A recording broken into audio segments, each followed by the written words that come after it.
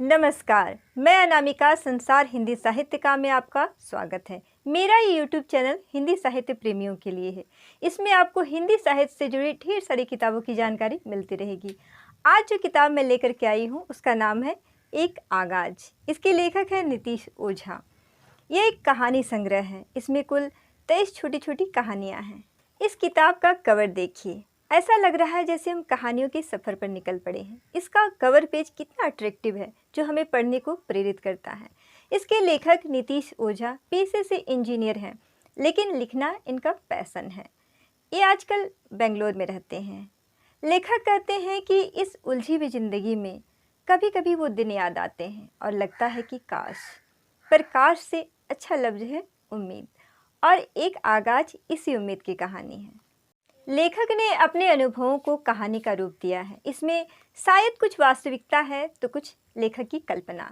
चाहे जो भी हो, पर किस्से काफ़ी रोचक हैं। लेखक इस किताब का मुख्य पात्र है। उसने अपने स्कूली जीवन से लेकर के अपने कॉलेज तक के सफ़र के कई किस्सों का जिक्र किया है। इसमें से कुछ कहानियाँ हंसाती हैं, कुछ रुलाती हैं, कुछ सिखाती हैं, कुछ हमें सोचने पर मजबूर कर देती हैं, तो कुछ हमारे भीतर तक उतर जाती हैं।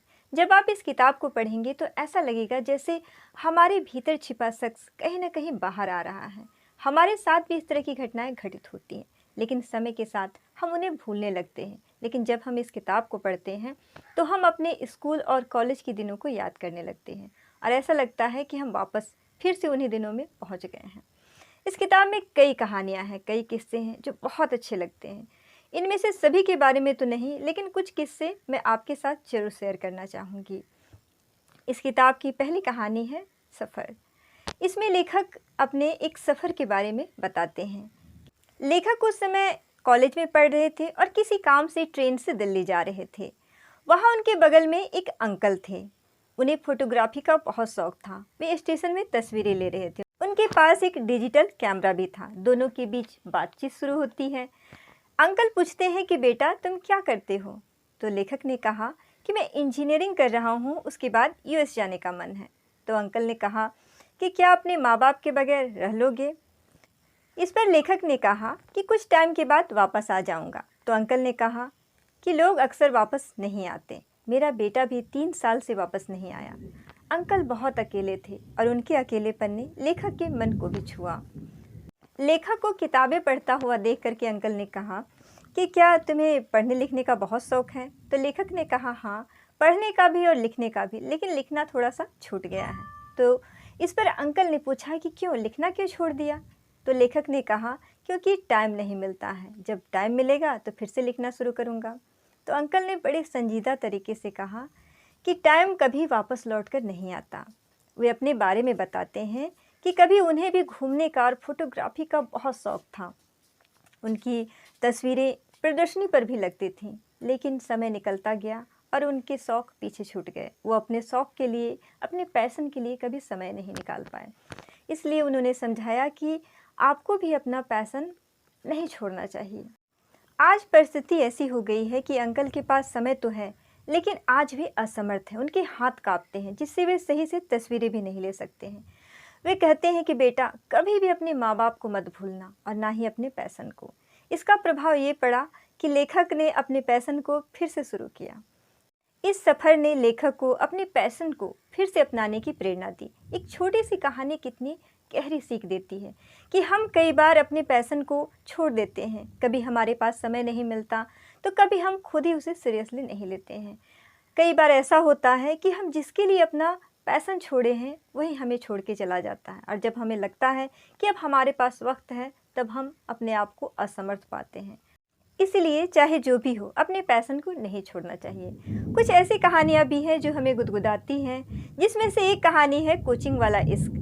लेखक को अपनी कोचिंग क्लास की एक लड़की से इश्क हो जाता है। वे जब भी क्लासरूम में पहुँचते हैं तो उनकी नज़रें हमेशा उसे ही ढूंढती हैं। एक दिन वो हिम्मत करके उस लड़की से अपने दिल की बात कहते हैं, लेकिन उनका प्यार एक तरफा साबित होता है। लेखक का पहला प्यार अधूरा रह जाता है। कुछ संजीदा कहानियाँ भी हैं। उन्हीं में से एक कहानी है पहचान। लेखक की एक क्लासमेट थी, उसी स्कूल की पियून की लड़की। जब भी टीचर द्वारा ये सवाल पूछा जाता था कि आपके पापा क्या करते हैं, तो तो वह लड़की अपने पापा के बारे में नहीं बता पाती थी। वो अपनी पहचान सबके सामने जाहिर नहीं कर पाती थी। जब वो 10वीं क्लास में पहुंची तब फिर से उसे वही प्रश्न पूछा गया, लेकिन इस बार लड़के ने हिम्मत करके बड़े ही संजीदा तरीके से कहा कि मेरे पापा इस स्कूल में पियून हैं। पूरा क्लास कुछ देर तक शांत रहा। इस घटना को बीते हुए कई साल बीत गए। एक दिन लेखक ने अपने दोस्त के साथ उसी स्कूल में जाने का प्रोग्राम बनाया। जब वो वहाँ पहुँचते हैं तो देखते हैं कि वही पियून अब भी वहाँ काम कर रहे हैं। तो उन्हें याद आता है कि उस लड़की के बारे में कि वह वहीं पढ़ती थी। उन्होंने पूछा कि आपकी बेटी अभी क्या कर रही है। तो अंकल ने उन्हें रुकने के लिए कहा और वे स्टाफ रूम के पास जाते हैं। वहाँ से देखते हैं कि वही लड़की आ रही है। अब वह लड़की उसी स्कूल में टीचर बन चुकी थी। लेखक उसे बधाई देते हैं।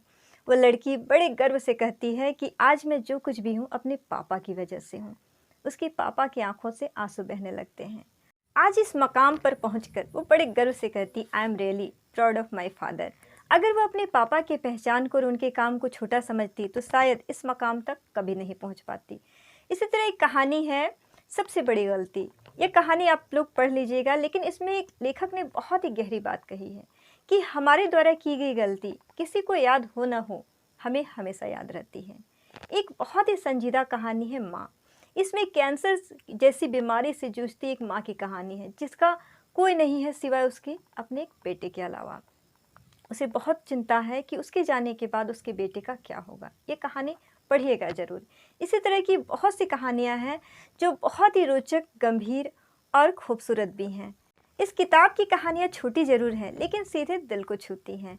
आईना, जो लौट कर घर न आए, बहुत अच्छी कहानियाँ हैं। कुछ कहानियाँ हमें हंसाती हैं तो कुछ रुलाती हैं, कुछ डराती भी हैं। इसमें कई प्रेम कहानियाँ भी हैं। अगर आप किसी यात्रा पर जा रहे हो तो इस किताब को जरूर पढ़ें। ये आपके सफ़र को सुहाना बना देगा। अगर आप नहीं भी जा रहे हो, आपका कोई दोस्त कहीं पे जा रहा हो, तो आप उसे गिफ्ट के रूप में दें। उसकी थकावट को दूर करने में आप बहुत बड़ा योगदान देंगे और जब वो वापस आएगा तो आपको थैंक यू जरूर बोलेगा। इस किताब की सबसे बड़ी खूबी ये है कि ये छोटी छोटी कहानियाँ सीधे दिल को छूती हैं। अब अगर इसकी भाषा शैली की बात की जाए तो बहुत ही सहज और सरल है, जो बहुत ही आसानी से समझ में आ जाती है। अगर आप मुझसे ये पूछें कि किताब किसके लिए है, तो ये किताब हर किसी के लिए, हर किसी को पसंद आएगी। लेकिन अगर आप एक टीनेजर हैं तो आपको ये किताब बहुत ज़्यादा पसंद आने वाली है, क्योंकि इसमें कई ऐसी कहानियां हैं जो स्कूल और कॉलेज से जुड़ी हुई हैं। मेरी एक सब्सक्राइबर है जिन्होंने कहा था कि आप एक ऐसी किताब लाइए जिसमें टीनेजर से जुड़ी हुई कहानियां हों, तो ये आपके लिए है। आप इसे पढ़ें और मुझे कमेंट बॉक्स में लिखकर ज़रूर बताइएगा कि आपको ये किताब कैसी लगी।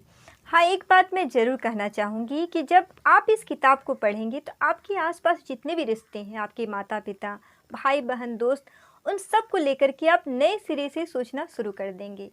जब भी आप ये किताब पढ़ेंगे तो आपको उनको लेकर के सोचने को विवश कर देगा कि आप इन रिश्तों को लेकर के कितने संजीदा हैं।